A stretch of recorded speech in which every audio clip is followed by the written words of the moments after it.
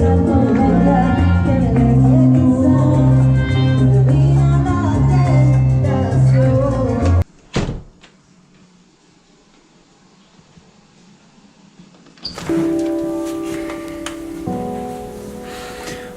the reason I'm making this video is to explain what I'm doing.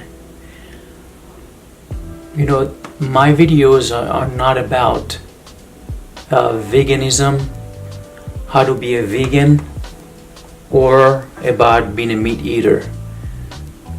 Whenever I do my health regimen, I always base it from the Bible.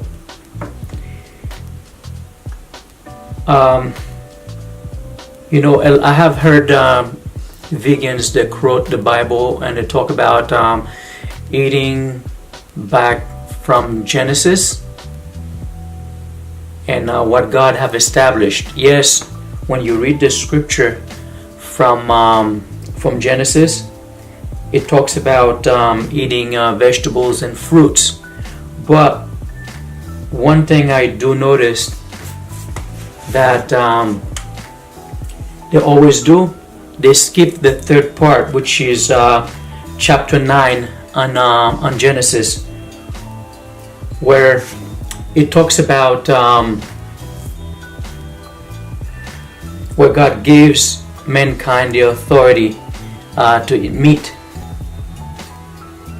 You know, let's go back to the chapter 3, basically.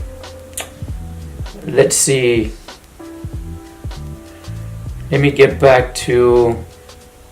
Okay, let's see. Chapter 1. Let's see. No. Okay, chapter 1. God says, "Behold, I have given you every herb bearing seed, and which is upon the face of all the earth, and every tree, and which is the fruit of the yielding seed, to you it shall be for meat." Then after mankind fell, if you go to chapter 3, it says thorns, that's verse 18, it says, "Thorns and thistles shall it bring forth to thee, and thou shalt eat the herb of the field." Okay, basically they just stay with Genesis chapter 1, and that's it. But if you go to chapter 9,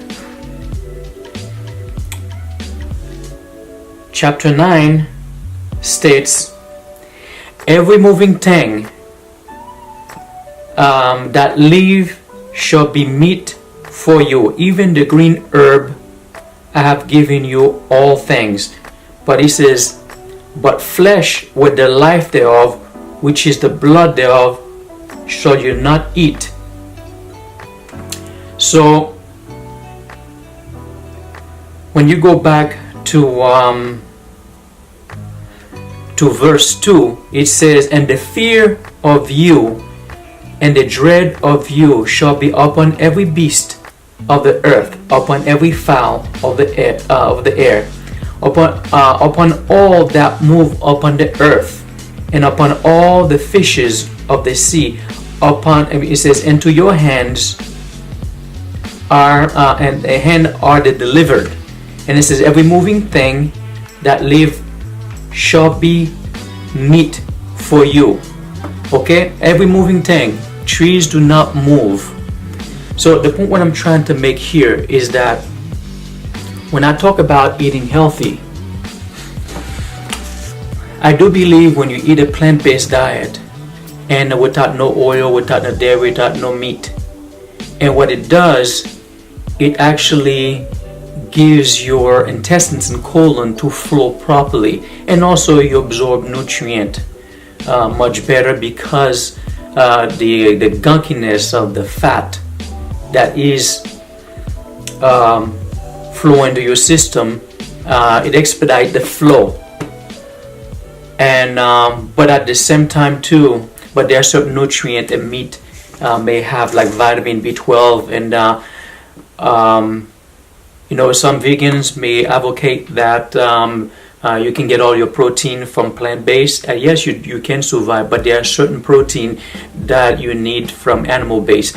I believe the moment God gave authorization to eat meat, He actually set out a law that governs the need of man. And I truly believe in some level you do need a little bit of animal protein. And if I go furthermore in scripture, where even Paul the Apostle talks about there will be some people that will tell you not to eat any meat. And so I'm not going to go into detail. Please, if you are an extreme vegan, this is not an attack to you.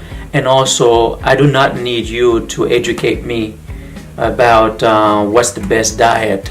And you have your channel, and I encourage you. Matter of fact, I learn a lot from the vegans, and I do need them, and because of their learning, what they have taught many. But I truly believe that there's a time where you can eat vegan, and a vegan will help you cleanse your body and restore your health. I usually take a vegan diet as a form of cleanser to restore, but also the animal diet as a way also to help you build, because I truly believe that the body needs a little bit of everything to build itself. And one good indication is when you look at a person who is on a ketogenic diet, and a lot of times they look a lot better than vegans.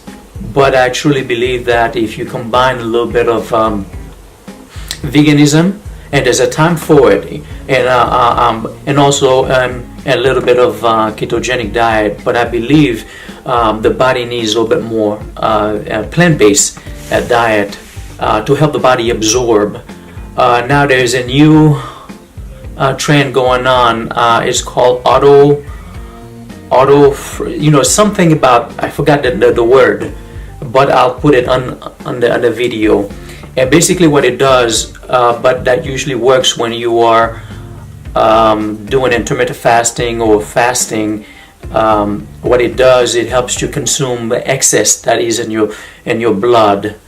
And that's one of the things that I see that both are making the mistake is they go for one thing, like veganism, wow, the best thing ever. Ketogenic, the best thing. But I'm beginning to start seeing a lot of people in the vegan group, they are embracing intermittent fasting. But fasting is extremely important. It doesn't matter which diet you choose. Eventually, you are gonna need to do some fasting. Without fasting, I don't care what diet you are in, your body will eventually start getting clogged up in some way. But you do need fasting to help your body to balance itself, to restabilize. So please do not. I'm leaving my comments open. Please, I do not want any negativity, and we all are free to have our opinion and make our choices. And if you want to educate, then you create your own channel, but do not come and put your negativity or trying to educate me, because I have watched hundreds and hundreds of vegan videos from vegan YouTubers, and I have watched tons of ketogenic, and I have come to the conclusion based on scripture. But the only thing I will talk furthermore about is the effect. When you think about it, if you eat a ketogenic diet, and then and the whole purpose is about getting rid of carbohydrates and sugars, things like that, for it to work. It's the same way if you want to be